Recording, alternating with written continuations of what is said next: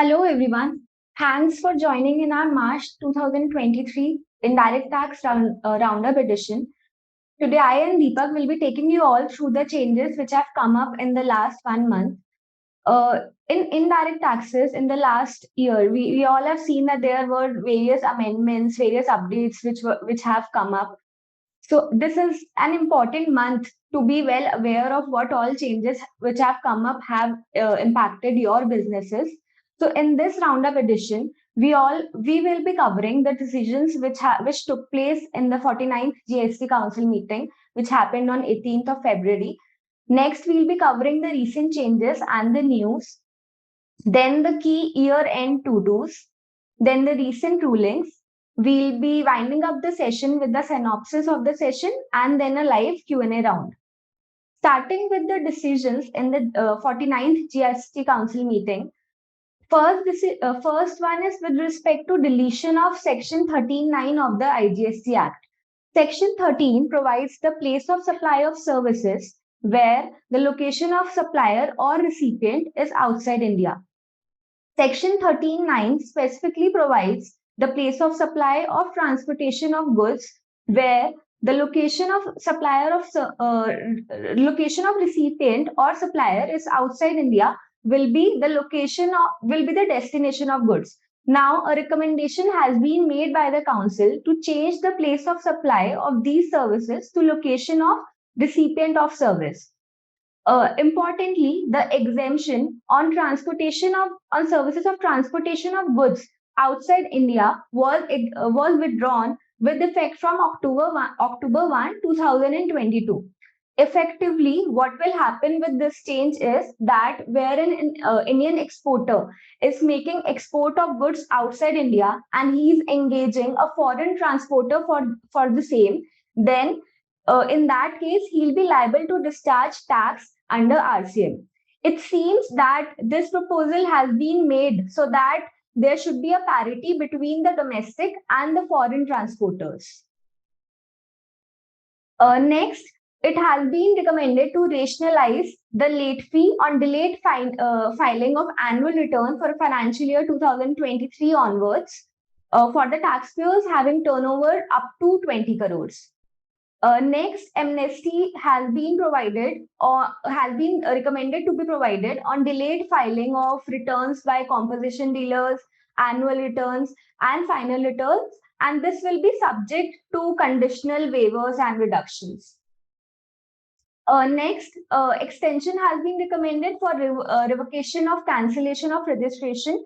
As of now, the time limit is 30 days from the cancellation of registration. Now it has been proposed to be extended to 90 days from cancellation of registration. Also, an amnesty scheme is recommended for the taxpayers who could not file the application for revocation of cancellation within the prescribed time limit. Similarly, for the taxpayers who failed to file returns post the best judgment assessment, amnesty scheme has been provided. Also, extension of time limit to file these returns has been recommended from 30 days to 60 days. Moving forward is the most awaited decision, that is with respect to the constitutionality of the GST Appellate Tribunal. The GST Council has accepted the report of Government of Ministers on the constitution of GSTAT, and this will be subject to the approval of the chairperson.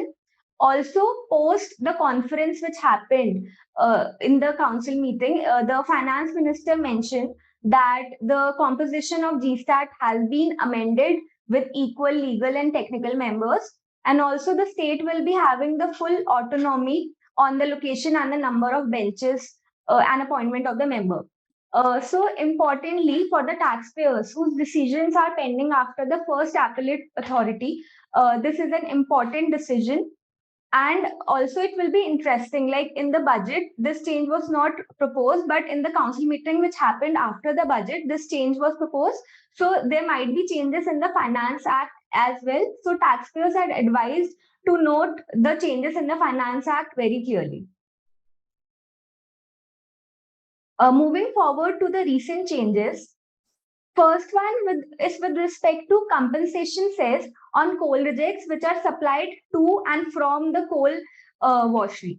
So as of now, supply of coal rejects from the coal washeries was exempted to avoid double taxation at their end. So the department used to raise dispute on the taxability of coal rejects which used to remain with the coal washeries. So to remove this anomaly, this exemption has been provided to the coal washeries. Deepak, would you like to highlight on the retrospectivity or prospectivity of this? Yeah. So I think this is a very important amendment for all power plants or any industry which used to use coal and get it washed. So the idea was that because they purchase coal directly from the coal manufacturers and give it to washeries for washing, the question of whether on these coal rejects compensation cess would be leviable not on washery but on these companies who are giving coal to washeries was there. And department had raised this dispute in various cases that they used to say that compensation cess would be applicable on this component also. And because the compensation cess is leviable as a on per ton basis and not on ad valorem basis, the value of compensation cess was significantly high because these coal rejects had a nominal value, but the compensation cess on an overall basis was significant. So this confusion was there. While the GST Council, since initially when they introduced the exemption, they always wanted to exempt this coal cess on this entire transaction. But somehow the exemption was not very clear. So with this change, and notably that this change has come in the manner of substitution, it needs to be seen whether we can apply it retrospectively to support that substituted changes are applicable retrospectively. And we also need to analyze, or we can also contend that even without this exemption, there was an option of taxpayers to contend that there was no compensation system available on these companies because they were giving it on job work basis, and the levy was itself shifted to the coal washeries. So all these points need to be taken care. But at least for future, this is a breather. For past, in my view, we can consider this retrospective. Yeah. Moving forward to the next change, this is with respect to coverage of courts and tribunals. In the RCM notification, with this change, whatever services are provided by courts and tribunals will be covered under the purview of reverse charge. Interestingly, Schedule 3, it covers the services by tribunals and courts, and it says that the services provided by these persons will neither be treated as supply of goods nor as supply of services. So it will be interesting to see what all amendments will be made in the law or the notification to make this change effective.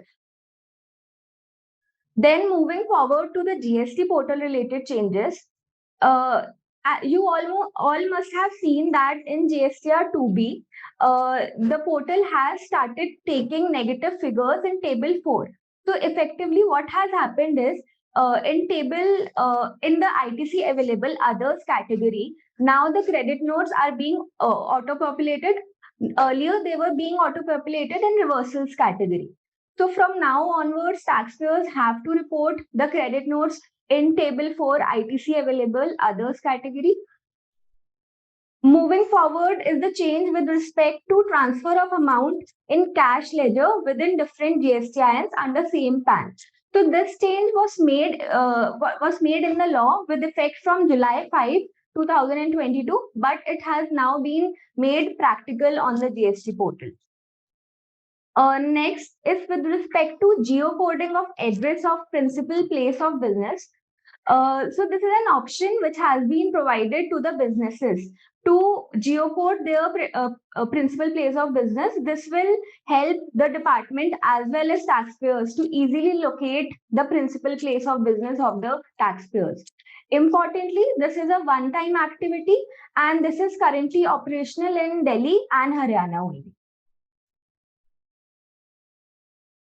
Moving forward to e-invoice portal related changes, as you all must be aware that presently for the taxpayers who have aggregate turnover up to 5 crores, they are required to mention 4-digit HSN on their invoices, and above 5 crores, they are required to mention 6-digit HSN. And further, for certain chemicals category, they are required to mention 8-digit HSN. So as of now, what is happening is on the e-invoice portal, the portal accepts 4-digit HSN even when you are mandatorily required to mention 6-digit HSN on the invoices. So there has been a recent advisory on the e-invoice portal which says that date of blocking of 4-digit HSN on the e-invoice portal will be intimated shortly. So businesses need to be prepared with the 6-digit HSN, and the day is not so far wherein the government will propose 6-digit or 8-digit HSN for all businesses. Next, in the Maharashtra budget speech, the CM announced the Maharashtra amnesty scheme, which is applicable for all the taxes which were levied by the GST department before the commencement of the GST Act. The duration of the scheme will be from May 2023 to October 2023, and the waiver will be completely for the arrears which are of rupees 2 lakhs or less in a financial year, and 80% where the arrears are up to 50 lakhs or less per statutory order. So this is an important opportunity for the persons who are registered under Maharashtra. Earlier, there was a Maharashtra amnesty scheme for in 2022 as well. So in case any taxpayer has missed to avail that opportunity, they can consider availing this opportunity considering the pros and cons of the same. Moving forward to the circular, which has been issued under the service tax. So the taxability of liquidated damages is a legacy issue which has passed on from service tax to GST. So this circular was issued post the GST circular, which was issued on the same topic. This circular has also reiterated that the independent arrangement between the parties should be looked into to check the taxability of liquidated damages. Also, if the any transaction is to be taxed as toleration of an act or agreeing to do an act, in that case, there should be a sufficient nexus between what is being supplied and for which the consideration is being received by the supplier. This circular also refers the circular which was issued under GST, and it says that it must be referred for all the cases which happened in the service tax. Importantly, this circular stated that the non-compete agreement, late payment surcharge, or the cancellation charges must be exigible to GST. But in our view, cancellation charges, these are similar to the nature of liquidated damages only, and there is no independent arrangement for these cancellation charges. So these must not be made exigible to GST. Secondly, they have also the circular also clarified that certain activities like forfeiture of earnest money or the dishonored check or the notice pay recoveries, all these must not be made taxable to GST. So this is an important circular, and it has also mentioned that the department will not file appeal against the cases which are positive for the taxpayers, wherein it was held that the service tax will not be levied on the liquidated damages. Moving forward to the customs and FTP related changes. So Form A under the customs, it requires the taxpayers to maintain the records of warehouse goods. So it has been clarified. There has been an amendment in that form, and it has been clarified that the tax importers would be required to maintain the record of goods which are cleared on ex-bond bill of entry and the shipping bills from the customs bonded warehouse.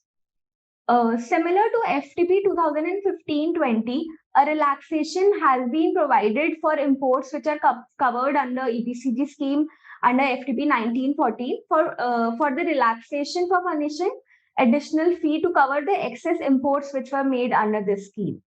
And this is subject to a maximum of 10% of the duty utilized.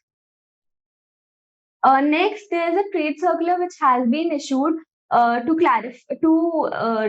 clarify that the department will be processing the pending MEIS and SEIS claims which were paused due to wrong filing of RAs. So in those cases, the RAs are being told to expediently discharge these claims. Also, in this circular only, it was clarified that the SCI scheme will be discontinued from April 2020. Moving forward to the recent news, as you all must be aware that in the budget, the ITC relating to CSR expenditure has been proposed to be restricted. So with this, there are various confusion which have arisen in the industry.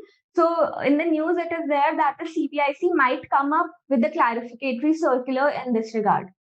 Also, as GSTAT has not been constituted yet, despite the green signal from the GST Council, the CBIC may consider accepting e-filing of pleas from the taxpayers in case they wish to file appeal for the same. Then in the upcoming news with respect to misuse of subsidies by the EV companies, the EV companies may consider challenging this move of holding back the subsidies. With respect to registration of co-working companies, there were various issues like NOCs from the lesser, etc. So in these cases, the government has been asked to simplify the GST registration procedure.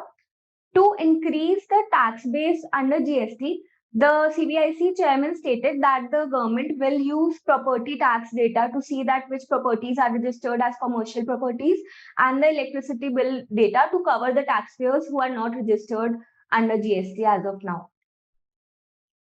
Also, the finance minister stated that the center is open to inclusion of petroleum products under GST post receiving consultations from the states with respect to GST rates on the same. Moving forward to the key year-end to-dos, we have divided the slide into three specific parts. First one are the specific activities, that is for which the timeline of 31st March and April 1 has to be followed. Then the key considerations which should be done on the year closure. Then the reconciliations which are suggested to be maintained by the taxpayers. Starting with the specific activities, firstly, the fresh series of statutory documents. So the GST law requires the taxpayer to issue a unique serial number for each financial year. So taxpayer must be prepared well in advance so that they are used to maintain a fresh series from April 1 onwards. Next is with respect to checking e-invoicing applicability. As of now, e-invoice is applicable on taxpayers having aggregate turnover up more than 10 crores. So taxpayers must check whether they pass this threshold or not. Similarly, for dynamic QR applicability, they must check whether they are crossing the threshold of 500 crores or not. Then application for fresh LUT, wherein you are considering of exporting goods without payment of IGST in future. This portal is available on the GST portal as of now. Then mentioning of HSN digits on the invoices, as I discussed in the previous slide. Then the GST law requires you to do ITC reversals, wherein you are making exempt supplies. So in March itself, you must do the true up under Rule 42 and 43. Application for RCMCs on the GST portal. Last is with respect to changing of MRP labels as per the new LMPC rules, which are to be made effective from April 1. Next are the key considerations. First one is with respect to the tax positions as to what all changes have come in the law in the last financial year. Like we have seen various Supreme Court judgments in various cases which have raised different issues, and department is also disputing those. So taxpayers must reanalyze their tax positions. Also, there were certain changes in the last year with respect to GST returns reporting. So taxpayers must reassess whether they are reporting as per that circular or not. Then the documents issued, you must see that whether the documents are containing all the relevant particulars. Then if there is any update in the GST registration certificate, whether there are any transactions for which credit note and debit note is required to be issued, though the last date to issue credit note is November 30. For the debit notes, you must see that whether there is any transaction wherein the tax is agreed in advance. So in that case, you must discharge the liability to avoid interest in future. Then the limitation periods for various refunds, and check the cases where an LUT has not been obtained and export has been made under LUT. For this, you can apply LUT on the GST portal as the option is still available. Also, there was a circular clarifying that this is a procedural lapse only. Next, you must see whether the goods or the capital goods which were sent for job work, have they been returned back or supplied within 1 year or 3 years respectively. The goods sent or approval, have they been received back or supplied within 6 months.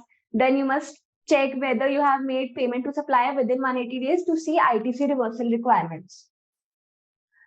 Next is with respect to TDS, TCS, advances, unbilled revenues. You must avail indemnity from the suppliers. Then there are specific transactions which must be checked, and the taxpayers generally miss those. These are presented on the screen. Then there are certain reconciliations from the outward side and the inward side which need to be well taken care of. Now we'll be covering the recent rulings, and with this, I'll be handing over the session to Deepak. Thank you, Simran.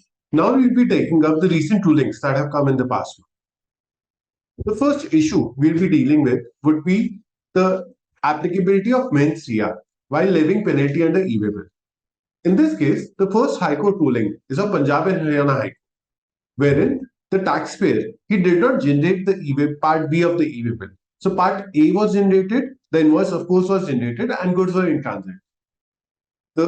At the time during transit, the officers intercepted the vehicle.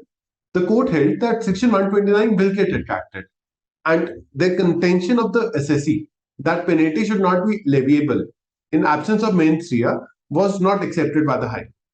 Similarly, in case of Calcutta High Court also, the goods did not reach the destination timely because there was a breakdown in the vehicle and e-way bill expired. The goods were intercepted and the court held that penalty would be leviable. What is relevant here is that in case of a Supreme Court judgment, in the case of Satyam Shivam printers, the Supreme Court had accepted the decision of the High Court, wherein they held that because there was no mens rea, penalty under Section 129 cannot be applied. And that was also a similar case wherein the vehicle could not reach the destination because of the lockdown in the state, etc. In that case, the court accepted the premise that because there is no mens rea, penalty cannot be invoked. But if you see these two rulings, without discussing the Supreme Court judgment, they held that penalty would be levied. So one would really need to see whether the penalty can be applicable in such cases or whether the Supreme Court judgment that is already there would hold good. The next topic is another very important topic in which the Bombay High Court has shed some light.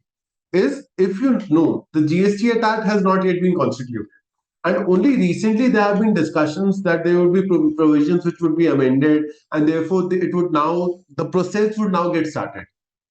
However, in absence of constitution, the taxpayers are facing an issue that the department is starting recovery. So in this case, what happened was the petitioner filed its petition because the GST Act has not been constituted. So there's a trade circular which has been issued in Bombay, which clarifies that taxpayer can give a declaration that he wishes to file an appeal, and then no proceedings would get started. In this, the High Court noted this trade circular and said that 2 additional measures be taken so that all appeals do not come to them. These measures were that they incorporate a stipulation of filing a declaration in the order itself. So whenever the first appellate authority files an order, they would refer that you can file this intimation within 15 days and no recovery proceedings would be taken if you want to file an appeal. Secondly, they said before taking any recovery. So let us say any taxpayer, he could not file that declaration within 15 days. Now department, because they did not receive the declaration, they are under the view that no appeal would be filed. So they have decided that they want to initiate recovery proceedings. So in that case also, the court said that you still give another 15 days before starting recovery proceedings, so that even then if he wishes to file a recovery, so he has that option. And this is not only the case in case of Bombay High Court, in several other cases. Like recently in Allahabad High Court also, one of my colleagues was there and they presented the case. And High Court seems to be inclined in the favor of giving a stay in this case. Again, only because of the sole criteria that GST appellate tribunal has not yet been constituted and the time limit to file appeal has indefinitely been extended. The next case is in the case of Siddhi Vinayak, Jharkhand High Court. In this, what happened was the department issued only summary SC and thereafter passed only summary order. And they said this is sufficient. We need not pass a detailed issue a detailed SC and detailed order. And these type of cases are frequently coming, mainly because in online portal they have to fill some details, and therefore those details are only coming before the assessee. So this issue is quite prevalent. In this case, what the court held was that summary SCN is not at all a substitute for proper SCN. And therefore, the rule, if also you read, they said summary SCN has to be issued along with SCN. And therefore, summary order has to be issued along with a detailed order. Therefore, they said that they quashed the summary SCN and summary order and said you issue a detailed SCN and thereafter pass a detailed order. And same ground can also be used by assessees across, that if they do not get a detailed order, they should focus or they should request the officer, and even if they issue a order without issuing a detailed SCN, then that can be challenged. Another Madras High Court judgment is vis-a-vis the transitional issues. They keep on cropping. In this case, what happened was the assessee wanted to carry forward VAT TDS. So TDS provisions also exist in different VAT laws. They wanted to carry forward that TDS, but the assessee refused. The High Court relied on the erstwhile ruling and allowed the transition. So if you see, technically, VAT TDS is not in the nature of ITC, and therefore transition should technically not be allowed. But because under VAT laws also they had always permitted to set it off or was treated more like an advance tax, the courts have been taking a lenient view and therefore allowing this set off or carry forward of VAT TDS as well.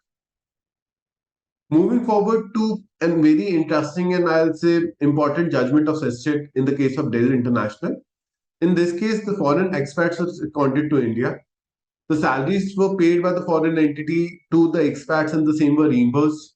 The SESCHET plainly and simply relied on the Northern Operating Ruling and held that the applicant would be liable to discharge a service tax. Extended period also, because in Northern Operating that was not confirmed, herein also they set it aside. Two very important points in this case is, number one, they did not discuss the facts of the case.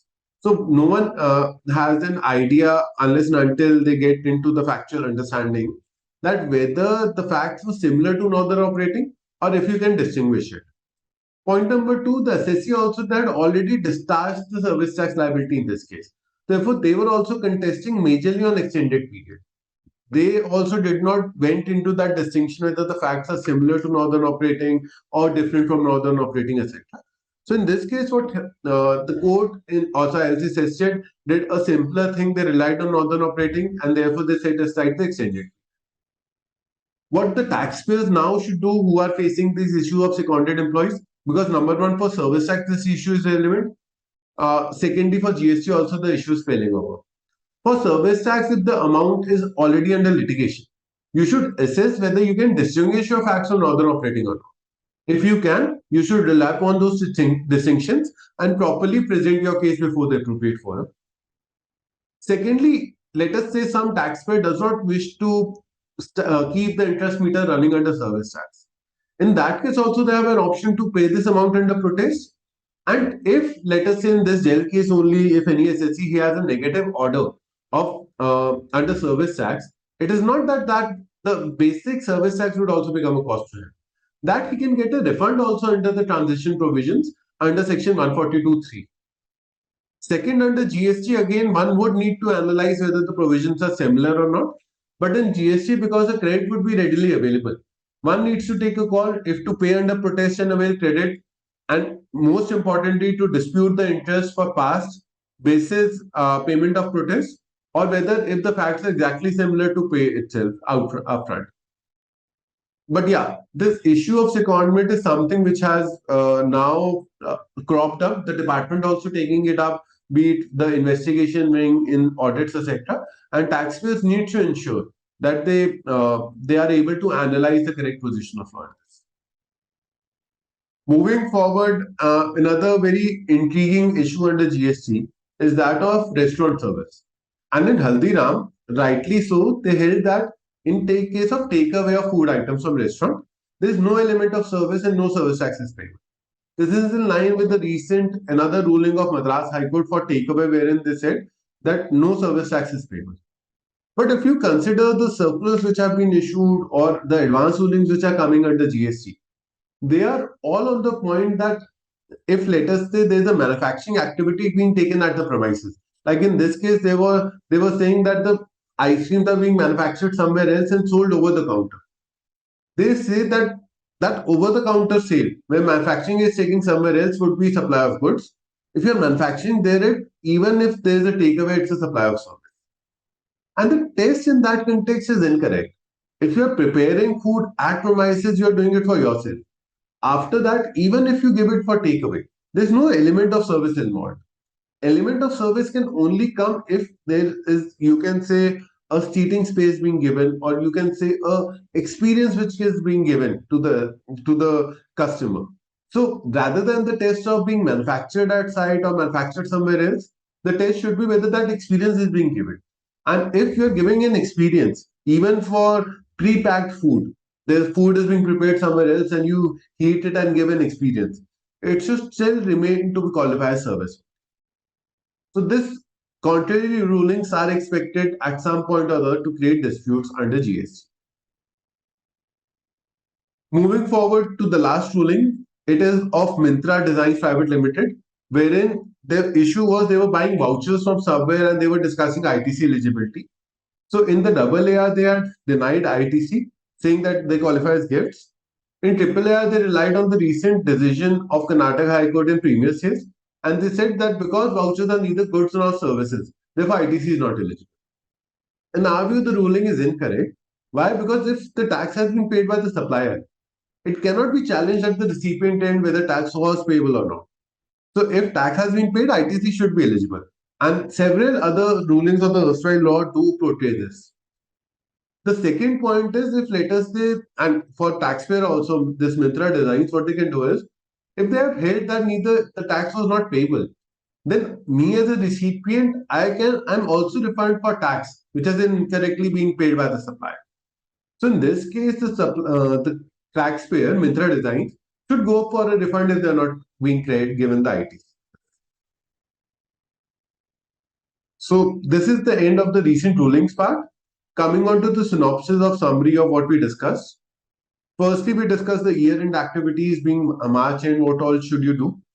Then we discussed the circular under service tax on taxability of liquidated damages. Then we discussed the rulings, the two negative rulings of penalty on e-way bill in non-fraudulent cases. And we also discussed that there's already a Supreme Court ruling available which is not being relied upon by the taxpayers, which should actually be. Then we discussed the stay against order of the First Appellate Authority. So there's a Bombay High Court judgment, the Bombay Trade Circular, and then several other high courts also, including the Allahabad High Court, which we presented. Then taxability on secondment of employees, the Delhi judgment, very high hopes were there from whatever state judgment that comes. But it was in this case a spoiler because they completely relied upon Northern Operating. So this issue still remains at hill. The Maharashtra amnesty scheme, which Simran discussed. Thank you everyone for attending. Have a nice day.